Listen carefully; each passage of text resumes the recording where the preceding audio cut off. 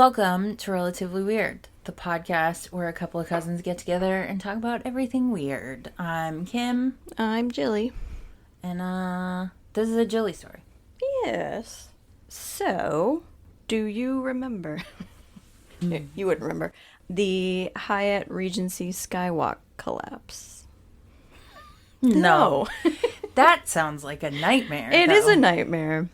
So I take my topics from things that are from different sources. Like sometimes other podcasts, sometimes they're like TikTok videos where people just like randomly will talk about, and I'm like, oh my God, that'd be a great topic. Yes. Agreed. This isn't a fun topic, but it is interesting. They say that policy or procedure is like written in blood, and this is kind of one of those stories. Oh. Yeah, I know. So in 1978, Hallmark Inc., the greeting card company, began a project to renovate an area in Kansas City, Missouri, known as the Crown Center. So they basically wanted to bring like tourists in. They would create like new residences, retail outlets, office space. And I feel like Kansas City, as we know, it's pretty booming, but yeah, I mean, there's a bunch to do there. Maybe before 1978 it wasn't. Yeah. So they created the Crown Center Redevelopment Corporation. I'm going to be saying a lot of company names, which you're probably not going to remember all of them, but it is important because it kind of shows like how many different companies were involved in the development process. In the building process. This is an acronym. It's just a bunch of last names, but I'm just going to say it's PBNDML Inc. Yeah. That's what they went by. Can you imagine being like, where do you work? Good. Look, I would never get that right. I barely get where we work now, right? I know. Jesus. So they provided the engineering services. The Hyatt Regency Hotel would be, some of my sources said 40 stories, some of them said 45, and 750 rooms. So like a typical, what you would think of as a Hyatt. There were 3 suspended walkways in the glass ceiling atrium of the hotel, and that connected like the guest rooms and like the shopping centers and stuff. Have you ever visited, well, I suppose, I mean, you've been in like an airport, but have you ever visited UMass Boston at all? No. Okay. So there's like a catwalk. Mm-hmm. It's not suspended it's like built up. Okay. But it's kind of like, you know when you go from like terminal to terminal, you have those like airport things. Isn't it freaky though? Those airport things. Yeah, those glass things. Oh, yes. Like over the road. Is that like a catwalk? I mean, like a oh, you know where Bella has them. My God. It's called a breezeway. Yeah. Like I think technically, in residential situations, they're breezeways and they can be open or enclosed. Yes. But they're like a covered connector between 2 sections of a building, basically. Yeah. So it was kind of like this, but it was open in the atrium part. Okay. I feel like a shopping mall would kind of be that way. Yeah. When there were shopping malls. So there were 3 of them, and they were kind of staggered. So it's so weird because, like, if you go into an elevator, it's like the ground floor. Isn't it like LL or something, or UL? Yeah. And then it'll be the first floor, the second floor, the third floor. Okay. So that totally messed me up when I did research for this because they kept saying, well, we'll get to it. But if you picture the ground floor, that's the atrium. Then on the first floor is a walkway. Okay. Then there's a walkway. The second walkway is like staggered off to the side. And the topmost walkway is right above the first one. Okay. So it's kind of like a nice place for people to go, like just to kind of see the crowd below. So they're not like 40 stories high. They're like usually, they're within the first couple of floors. Yeah. Really. Yeah. Okay. I think it's at like 120 feet, like wide, not wide, but long. Oh, okay. The general contractor was Eldridge and Son Construction, but we'll just refer to them as GCE. The subcontractor or fabricator the people actually doing the work, was Haven Steel Company. So Haven Steel Company would mostly focus on like I'm going to say walkway and skywalk interchangeably, but they would be focusing on that. GCE and Haven Steel Company would kind of go back and forth about the design part of the walkways. Originally, GCE, that's the top engineering company, laid out that the walkways would have, okay, so I'm going to try to explain this verbally the best way I can, because I'm not an engineer. Do we have blueprints to post on Instagram? I will definitely post pictures, because it's very difficult to kind of grasp. Like, even my research, I was like, what are you talking about? Right. So, originally, okay, each walkway had single support rods, which means they would be suspended from the ceiling by themselves. Okay. So there are 3. Each one would have their own support rods. Haven Steel was like, that's a little expensive and a little complex. So in the middle of the design, they would use what they call a double hanger rod connection. So picture, like a bracket, that's shaped like a C. Yes. So put those 2 together to make a square and weld the seam together. Okay. Put a rod through that. You with me so far? Yeah. From the top. Okay. And another one, same box beam, on the bottom. So in a lot of words, that means that box beam and the bolts holding it together, that's 2 walkways worth of mass, I guess. Yeah. So instead of everyone kind of suspending on their own, they connected the topmost walkway to the bottommost walkway. So now they're both being suspended together. Okay. The one off the side is kind of on its own. So in a video that I used for research, they said it was like taking a semi-truck. You have one person in the front. They attach a rope to the semi-truck to move it. And then instead of a bunch of other people attaching ropes as well, they're attaching ropes to you as the primary rope holder, trying to move the truck. So your grip strength is like the thing that's holding it together. So it's basically the equivalent of that. Yeah. Okay. Yeah. So how did this pass? Anyway. Well, I'm sure you'll get there. Yes, I will get there. This is already frustrating. So GCE's engineer, Jack Gillum, signed off on this revised plan. Now, you and I know, working with different people, if you have too many, I hate to use this phrase, but like cooks in the kitchen. Yeah. Sometimes it's like, did you do that? Right. I thought that you did that. And then communication gets broken down. So in 1979, a portion of the glass ceiling part of the atrium collapsed. No injuries. Okay. Thank God. Yeah. Hallmark brought in an independent engineering firm called Side & Page to investigate. They concluded that the bolts to the ceiling were installed incorrectly, but that they didn't look at the entire blueprints. They were just like, you did it wrong. Let's fix it. And then the rest of the calculations, all the blueprints were... I mean, it wasn't what they were hired to do, possibly. So they were like, well, just come in and... Yeah. Just focus on this one. Yeah. Because you could not have possibly made mistakes in other places. Well, right.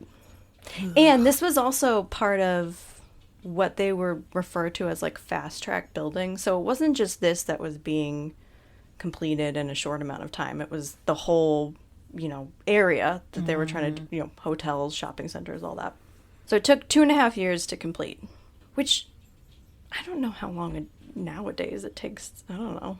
It feels like it's days. Feels like it's, yeah, especially like regular residential houses. But so in July 17th, 1981, at 6 p.m., a crowd had gathered in the hotel's atrium for a 1940s-style tea dance competition, which I had to look up because I was like, what the heck is a tea dance? It's just basically like it was like from the 1800s, and they like Oh, have like that's little fun. Yeah, actually, I think you wouldn't like the dancing part, but you would like the dressing up part. Yeah, the aesthetic.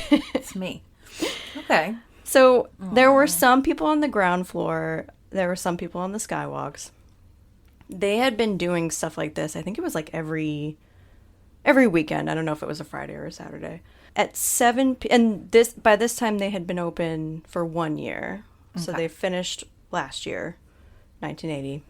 At 7 p.m., the crowd size was between 1,500 to 2,000 people. At 7:05, they all heard a loud popping noise, and then the topmost walkway ripped from the support rods and landed on the lowest walkway. So the two walkways pancaked to the floor, crushing those in between and below. And then there was a bunch of debris. People couldn't see. They got hit with Glass. things. Yeah. Probably. The sprinkler and electrical systems were also ripped open as a result, and the atrium started to fill with water. At this point, I believe they used like a big tank instead of being hooked up to the town water. Yeah. And people who were crushed underneath were, if they survived, they were starting to drown because God. the doors were closed. So it was kind of acting as like a dam. And then to top it all off, live wires were also exposed and hanging. Yeah. So 7:15, firefighters and EMTs show up. Kansas City, luckily, had merged all their EMS teams into one. Mm-hmm. So I guess it depends on how big the city is, but, and I suppose each hospital has its own team, but they sort of merged them in a recent enough time where they all had like the same kind of training. They worked together a lot. So their response time was basically better than it had been. Good. Which is good.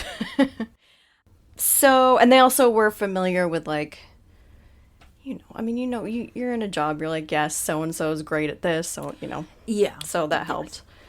By 7:52, the atrium was filled with firefighters, EMTs, doctors and nurses who had basically come from the hospital because there wasn't enough room for them there. Right. So they just basically were like, come with us. And they performed medical treatment there.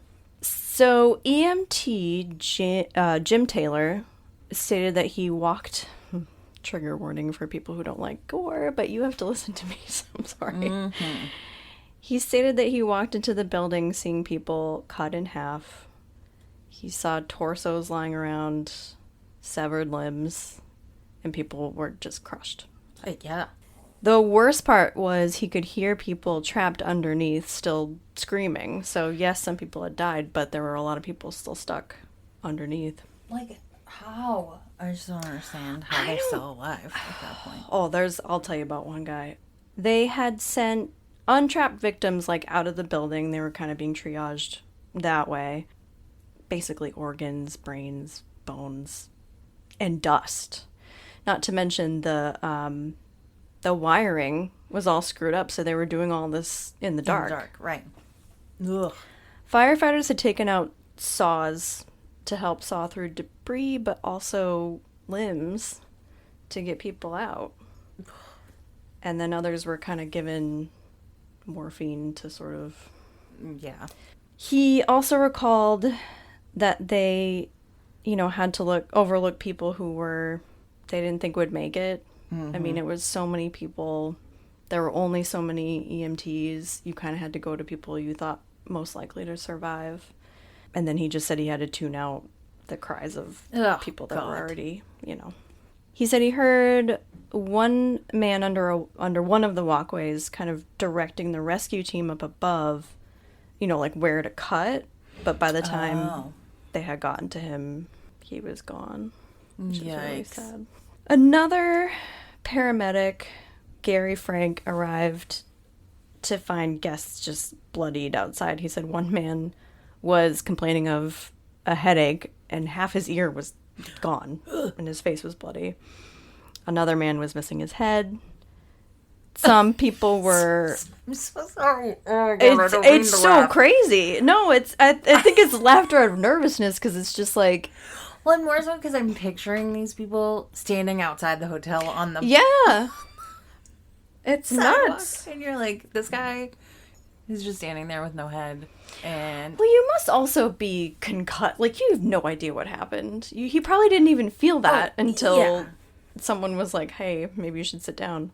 So Gary was attending to wounds and recalls that the lobby smelled of death after a few hours. So, I mean, this went into the wee hours of the morning. He was waiting to help recover more bodies, and he said he just found himself in, like, a puddle of blood. And there was a priest next to him giving last rites, also in the puddle of blood. And he said it was just, like, such a surreal... I mean, you're an EMT, but this is one of those incidences where you don't ever think... I'm sure a lot of them don't ever think they're going to be a part of something like this. no. So it took 2 to 3 hours to remove victims between the second and the first catwalk. The teams were broken up into removal people and then the care people. Just to kind of keep everybody like, you're just going to recover, you're just going to treat. Yeah. Dead victims had to be dismembered to get to live victims below them. Because remember, I mean, some are sandwiched between the catwalks and some people are Fully under underneath. both. Yeah. 10:30, a crane had been on standby. So that was the other good thing that I did read, was that different construction teams around the city had just been like, yep, borrow our cranes and whatever. And I did read that no one had asked like, hey, where's our, we'll send you a bill, here's our crane. Oh, yeah. Well. Which, right, I mean, it's in something like this, at least it's good to see that there are multiple people willing to help. It wasn't until 3 a.m. that they were finally able to lift the first section of walkway. Because there were so many people around, like, you have to get them cleared, and moving them alone is like, that's probably... They know how to do it, but yeah, I'm sure it was very overwhelming. By 2:30 a.m., they were basically only finding dead bodies at that point. 4:30, the final survivor was rescued. So his name was Mark Williams. He was a real estate appraiser. Oh. So the documentary I watched was like, he was a property assessor or something, like a valuer or something like that. I'm like, I don't know that do we call them that? Not really. He had been lying under 65 tons of rubble. His left leg was pinned behind his right ear. Oh my And God. his right leg was torn out of its socket, also laying behind his head. So he was basically like in half. But he had been laying there, I think they said, for like 9 hours. He, at one point, was drowning when the water was getting high. Yeah. And then he had been buried so deep that emergency workers couldn't hear him. So they're trying to now, like, jackhammer through this pile of rubble. And he said at one point he saw the tip of it go, like, right near his leg. Ugh. And he kept screaming, but they couldn't hear him. And then again, like, it barely missed him. Jesus. And then they finally heard him, because he was like, he lived to tell the tale. He was like, I was bracing myself to feel the next one go through my back, because they were just trying to get the rubble out. They thought everybody was deceased. Right. They finally did get him out. He had a broken back and his kidneys were failing, but he did go on to make, I don't want to say a full recovery, because I'm sure he still has damage, but he is able to walk again. So Holy crap. I know, right? It's crazy. What the hell? 6 a.m., another section of the walkway was lifted and revealed 31 people who had been crushed. So overall, over 200 people were injured and 114 had died. Oh my God. There was a 10-month-long investigation. So, I'm going to try to explain this. Here's some more technology for Yes. The lower portion of the box beam, like I said, was holding 2 rods together. I will put pictures up so people know what I'm talking about, but for Kim's sake and the people who are like driving. Don't look at Instagram. Yeah, don't look at Instagram. Basically, the seam had split. It was weak already, and then let the rod slip through, and then the two walkways collapsed. GCE would claim that they wanted to hire a full-time inspector, but that the Crown wouldn't let them. They didn't want to spend the money. Which, in this story, there's a lot of, like, finger pointing. Yes, like, of there's course. a lot of... I'm sure somebody was like, we should. And they were like, no. There had to have been so many conversations that probably did happen, but either weren't signed off on or were signed off prematurely. So initially, GCE had denied that they okayed the changes by Haven Steel, the fabricator. But Jack Gillam's signature was on it. So you have to wonder, though, you know, you're the last line of, not defense, but, like, he signed it. Whether or not he knew, I mean, maybe he just looked at it quickly. I mean, I don't really know all the ins and outs of what happened, but... Yeah, I mean, I could see being in that position and being like, how many people has this gone through before it got to me? They must have looked at it, think it's fine. Okay, great, let's go. And that was the other thing, too, like... So I will get to the aftermath of this, but you would think that somebody would be like, yep, I did the calculations and it's fine. But whose job is it to do that? You know what I mean? Right. Is it the fabricators? And they're like, yep, we checked it. It's going to be fine. From what I researched, they shouldn't have even been able to be suspended at all the way they were. Like, even one person. You know what I mean? It shouldn't have even held the weight of the second, or I guess the lower walkway. So the National Bureau of Standards were called in to investigate the collapse. The investigators were flown in only to find that the whole atrium was clear. There wasn't rubble there at all. They had taken the rubble to a warehouse so that they could supposedly do their own private investigation. So basically, like, they had let the press in, but they were like, well, you're only allowed to be within, like, 40 feet or something. Yeah. An undercover, I guess, engineer was hired by the Star, I believe, which was a newspaper at the time. And they were like, go take pictures. They thought they were going to be able to go right up in there, but he had like a lens. They looked at it and realized perhaps what the issue was. I mean, they would have seen the box beams like completely split. Right. I'll like I said, I'll put pictures up, but Oof. I mean, I'm not an engineer, but I mean, it just seems like a bad idea. Yeah, you just think about how much weight without people on it. Yeah. That must be anyway. I just don't. And welding it together, like, so if you can picture these brackets, they're also wedged. So it's like if you cut a rectangle in half. Mm-hmm. The way they looked, they were also kind of like, they formed a wedge on the horizontal parts. I say that to say they weren't as thick in the middle as they would have been. Oh my God. Right. That's fine. Who cares, right? Right. I mean, and I don't know how they weld things, but it didn't look safe to me, and I'm not an expert, so I'm obviously the authority on I'm box just somebody beams. who wants to be able to safely walk across a skywalk. Well, right. You wouldn't even cross your mind, though. You know, you're in like It would. It wouldn't? Would it? Yeah, you didn't like bridges. I don't know. Yeah. I second guess people's ability to engineer things all the time. Yes. Huh. All the time. Yeah, I know you don't like going over bridges, but I'm always like, yeah, but then there's also been a lot of bridge disasters. We Mike and I had lunch on top of a porch. It was like a roof deck in Lake Placid, and the whole time I was like, this thing could just collapse. Like, how old is this building? When was the last time it was checked out by an inspector? Really? Yes, the whole time. Interesting. Yep.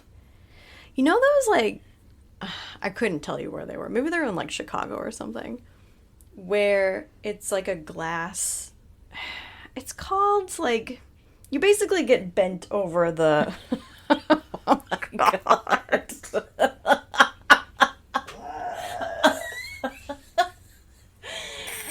Okay. What are you doing in Chicago, Jilli? No. What kind of trip was that? Say is... Do you know what I mean? Like, okay, you start off, there's like these little handles. Just... Do you know what I mean? And then they like they suspend you at like a not even a 45-degree angle. Maybe yes, they do. yes, yes. Maybe it is 45 Okay. degrees. But you basically are seeing it and feeling like you're not. I get it. Anyway, Yes. it seems Yeah. a little Almost like sus. like a carnival ride. Yeah. No, absolutely not. I would not. You wouldn't get do in that? one. No. God. I mean, I feel like enough people do it. Listen, people I don't know. make mistakes, and also enough people do it means it's worn out. That's true. Like It's been done so many That's times. true. Yeah, and this was. I mean, people have A been on year the. later. Yeah, that's true. It was Nope. only a matter of time. I mean, they were already Boeing as it was, Oh. but they couldn't see them because Right. they were behind plaster, so no one knew. Oh God. Yeah. Okay. So the per Kansas City building code standards, 1,280 people should have been able to stand on each walkway. Like if you were shoulder to shoulder. Right. That's a lot. That's a lot of people, but it's just a way of saying it should have been able to hold a lot of weight. The night of the collapse, it was estimated that 40 people were on the first walkway and 23 people were on the topmost. So it's 63 people Jesus. that caused it to collapse. After this tragedy, Kansas City building codes required all load-bearing calculations to be reviewed by a city-appointed engineer. So nobody that was hired by whoever, they don't have any stake in the game. They just go review the calculations. I don't and want that's that that. job. No, I know. Talk about pressure. Well, that's the thing. I was thinking, it's funny. We don't do a job that's life or death.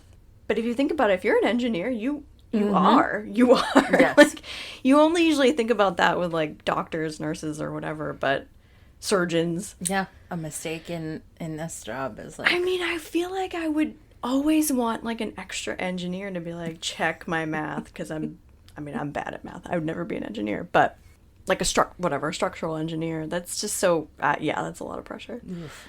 The American Society of Civil Engineers would create a policy that would hold structural engineers responsible for reviewing the drawings of each fabricator's plans. Okay. So, like I said, the policy is like written in blood because, this is pretty bad. Jack Gillam's engineering license was revoked. Oh, good. And he did carry a lot of guilt about the collapse for the remainder of his life. I think he died in 2012. I thought that's what I read. It's almost like everyone makes mistakes at work. And maybe there's, you're like, do you remember doing this? A year ago or whatever, 2.5 years ago? Like, I don't remember what I signed. Yes, he should have been more careful about it, but I feel like you also go, well, you're a fabricator, you know how to do it too, right? So they've changed the laws, so it's like, you better make sure because it's your ass. Well, and you also think about those walkways were a fraction of all of the work that they were doing that was at the time. It was a feature right. of this whole building. So you're and probably just like, yeah, whatever. Right. We're worried about the roof or what, you know what I mean? Like, and they had already fixed, part of the roof collapse. And it's like, it could have been, that it seemed like it was that the bolts were installed incorrectly by the team. So it's not that your calculations were wrong with that. Right. It was that whoever put it in didn't do it right. So I'm sure there was no like, well, now we don't trust anything you're doing. right. So the settlements and lawsuits from the collapse totaled around $140 million. Everyone inside the building when the collapse occurred was entitled to $1,000, but that was like starting. So I'm sure a bunch of people, like there were people that weren't injured at all and were just traumatized, but minimum it was $1,000. The Hyatt reopened 3 months later and the Skywalks were not rebuilt. Oh, good. And there weren't any more tea dances in their atrium. God, what a bummer. I think they said they celebrated New Year's in the atrium, like the fall, 1982, but no tea dances, no skywalks, which is interesting because now you're like, now you're gonna have to like take the elevator. You can't. There's just a large atrium with a bunch of rooms around it, but yeah. So in 2015, the Skywalk Memorial Foundation took over 10 years to raise $550,000 to erect a memorial between, now I don't know where this is, but it says between 22nd Street and Gillum Road. So I'm not sure how far that is away from the actual site. The 114 people killed have their names listed on the memorial, and in the center piece of the memorial is like a couple dancing. Mm-hmm. And now the Hyatt is a Sheraton hotel, and it was the second deadliest unintentional structural collapse. Okay. Up until 9/11. There was what they said, like 120 years before this, there was a different structural thing that happened, but it was pretty significant. $550,000 is a lot of money. It is a lot of money. For a memorial. Yeah. Yeah. And I don't mean that to sound incredibly crass and rude, but I don't know. I'm just like, I feel like you're probably thinking of the victims or the victims' families. They were also, depending on what happened, they were paid out a lot of money. Yeah. People didn't necessarily disclose, but they were like, we're set for our life. Yeah, I think it's also, though, like, it's a piece of land as well. Oh, okay. I don't know how big, but, in reading this, I think it was a newspaper clipping, the families were glad that something finally happened, because it was just like, it reopened 3 months later, and you probably feel like nothing happened. You walk into the atrium, the skywalks aren't there anymore, but it's like, it feels like maybe your loved ones were erased, Mm-hmm. Over like a dance. I know. And there was a lot of elderly people there. I'm sure. Someone had, and then there was a lot of people that said they were traumatized because they had just been, like, some guy was at the bar getting a drink underneath one of the skywalks and he just walked away. Another guy, he lost his longtime boyfriend. And he didn't want to leave the scene, be outside, but it's just they had to move the people who were not willing, but able to walk, so they could get to the people that were underneath. But it makes you think, when you think about human death, you don't think about being like this violence. It's more like illness. Well, at least in parts of the United States, it's more like illness. It's that sort of stuff. But like, has YouTube gone rogue on you and been like, here's a lion attack, and you're like, what? No. Really? No. My For You page is like, hey, this guy got mauled by such and such. And it's so, like, primal. Yes. You know what I mean? Like, it makes you think, when you drive by something that got, like, hit by, like, a car or something, you think, oh, it's, like, roadkill or whatever, but I don't know. When it's, like, people, it's just insane. Well, it's just, like with anything, I think, you're just, like, I did not go to, like, I didn't have the tea dance on my brain as a dangerous potential situation. Maybe traveling to and from it, but not just being there. So I think with stuff like that, you're just like, there's no control. You trusted people to do something correctly. Yep. And they didn't, for whatever reason. Money, possibly time. And or passing the buck, Now, hundreds of people pay some sort of price for it, whether their lives are badly injured or mental health, that sort of thing. Family members. But yeah, think about, I think it's weird to think from the perspective of, like, survivor's guilt. Yeah. And trauma based on close calls. I think is a tricky thing. I think for people who haven't really had them, Yeah. that's a hard thing to put. You're like, oh, you must be so relieved.